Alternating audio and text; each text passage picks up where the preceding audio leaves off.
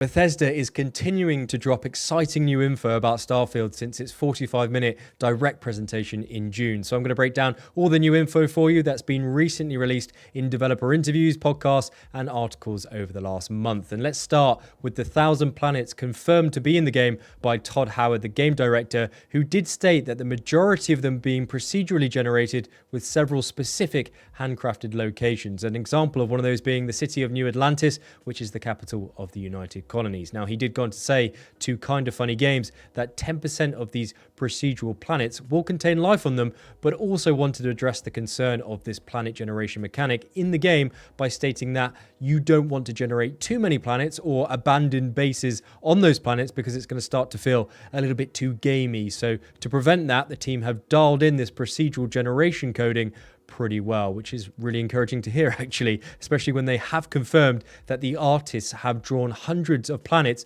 to ensure that even if they are generated, they do follow specific scientific parameters in terms of how they visually compare to the planets that we currently know of in the galaxy. And this leads us quite nicely onto some updates regarding exploration, because when we are exploring the game, Todd says that it's worth surveying all of the planets that you do come in close contact with by scanning the flora, fauna, and geological structures, which will end up rewarding you with a lot of credits as an incentive to do so, which you may need to use to purchase certain types of gear that can prevent you from picking up certain illnesses or ailments by spending time in radioactive planets or weather systems. Now, that could actually cause you a substantial cold in game, apparently, which I think is where our orange juice may come in handy, or perhaps not if I actually zoom in on this consumption effect here. Now, as for creatures on this planet, Todd recounted an experience in another Funny Games podcast where he said that the development team encountered an issue where all the peaceful animals kept getting killed off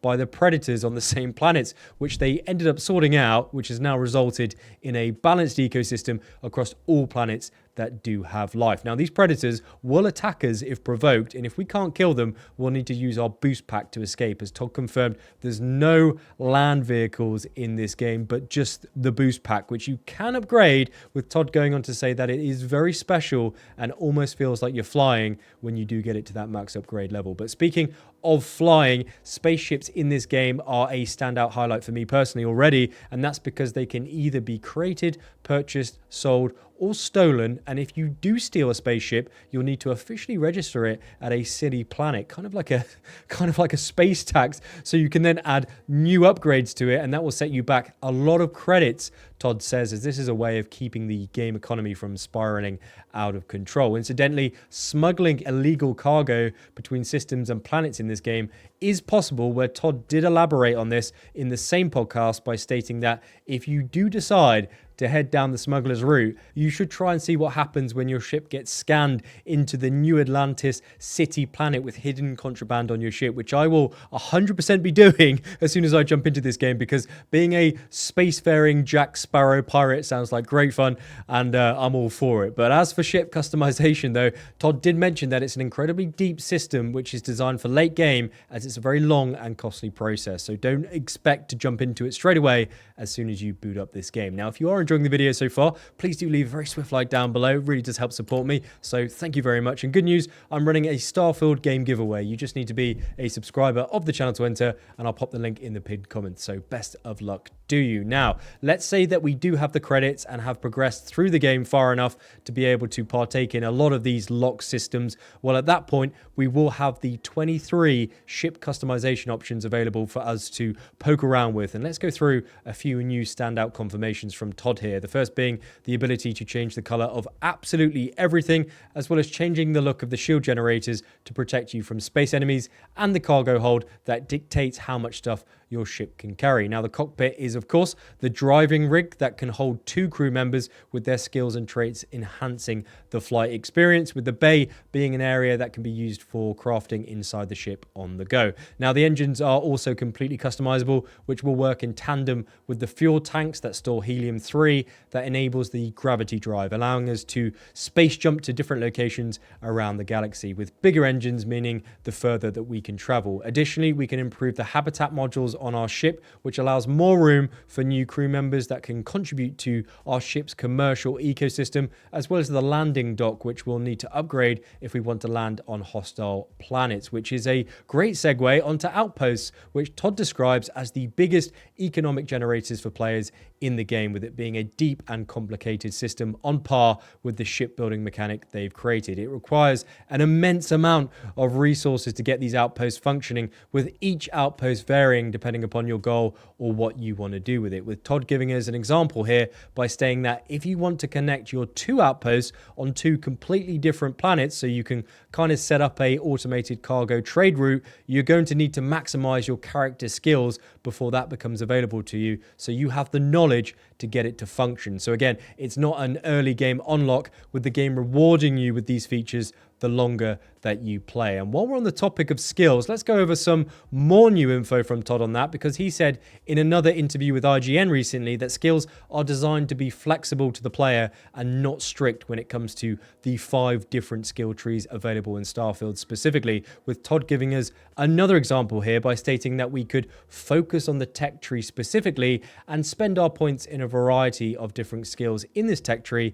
instead of being forced to spend skill points and stuff we don't really want to get but have to activate so we can actually unlock the juicy skills that we do want. And if I'm kind of thinking about it now, Diablo springs to mind there as that kind of mechanic that Starfield will not be doing apparently. Now, as for traits, Todd further shed some more insight on that by stating that they're an original throwback to the Fallout games if you have played them, with each specific trait having an advantage and a disadvantage that then feeds into the dialogue options in the game. So for example, if you pick up the chef trait, that doesn't just give you a positive boost in terms of food preparation or consumption, it will also have some negative effects in certain situations in the game, which Todd didn't elaborate more on. But what he did confirm is we'll be able to hide our spacesuit in our outpost for cosmetic effects. So what that means is if you want to cook some food as a chef in your underpants on a backwater planet, then say no more. Todd allows this. Now, as for companions,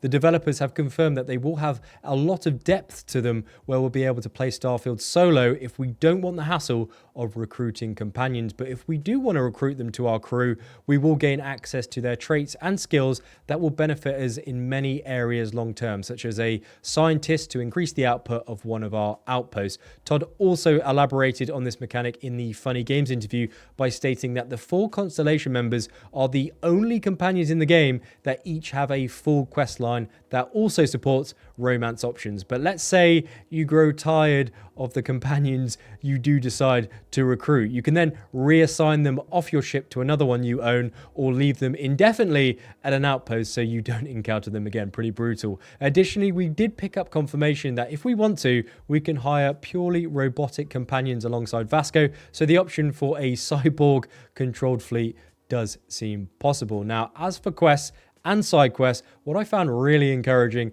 was that Starfield won't be like a lot of open world games where you start a mission and that has to remain your current focus until you can progress into a different area. A recent example being Assassin's Creed Valhalla, where you had to finish each county in succession in England to progress to the next one. Well, good news, Starfield doesn't operate like this, as Todd has confirmed that all these quests are running simultaneously, which creates a lot of chaos in the game. But the caveat to that is that it also creates a lot of magic moments which are unique to every player, which does sound great. Now, further to that, he said that there's plenty of side and random quests which will be generated depending upon the planet you land on, with the main storyline quest not being mutually exclusive to these side quests. So what that means is that they're designed to merge together in a fun gameplay way and not be clearly separate for one another. So you won't have some random fetch mission appear whilst you attack some space pirates. Now, even though Todd has declared that this game is meant to be played for a very long time, that hasn't stopped him officially confirming with IGN that the team will be doing a lot of add-on content for Starfield post-launch. He says they've already sort of announced the first story expansion in regard to the pre-order bonuses, with more information to come after launch. But what I like most about his response to IGN was the fact that he very clearly confirmed the studio's intention to continually add many new gameplay features, stories, and big expansion updates to this game that will enhance the replayability of the game, as they want this to really have the legs to become a consistent project of theirs and by extension Xbox for several years to come. And at the moment, I'm here for it. It sounds great so far. But arguably, you could say one of the reasons why previous Bethesda games have gone the distance and kept the fan bases engaged is through the modding community and the great work that they do after the game is launched. And Todd completely agrees, as he said that Starfield is designed to be a kind of modder's paradise, with the game mods being part of Bethesda's DNA, with the confirmation that the development team have made it easier for modders to gain access to the game files and develop their own unique additions to enhance the Starfield experience even further for those who do want it. That said, there has been some backlash recently over the performance issues announced by the studio, with the game being stationed at a hard lock limit of 30 FPS on consoles, with Todd addressing this publicly by stating that it ultimately boils down to consistency and capping it at 30 FPS on the console that allows the teams to create a game that doesn't impact the player, in the sense that you don't even have to think or notice a frame drop as it's locked at 30 FPS. And I'm totally cool with that, to be honest with you, because if it means more resources are being spent ironing out potential bugs at launch instead of hunting down that 60 FPS performance update, but don't get me wrong, hopefully that comes in the future, but you know, I'm pretty satisfied with that, I would say, for now. And I always kind of like try to manage my expectations with Bethesda games, but with Todd saying that this is going to be the best feeling game that they've ever created, I'm getting pretty excited, to be honest with you. Now, if you're also getting excited for Starfield, do click on this video on your screen right now. It should be on my face, I think. I'll give you more of a breakdown on what we know so far. And do please consider subscribing, as I'll be covering Starfield from start to finish, including guides, tips and tricks, news and updates. It's all going to be there, and it would be great to have you along for the ride. Big thanks to Nika, my co-content creator, for making this video with me. It's not possible without her. And cheers to you for stopping by. Coffee is on me.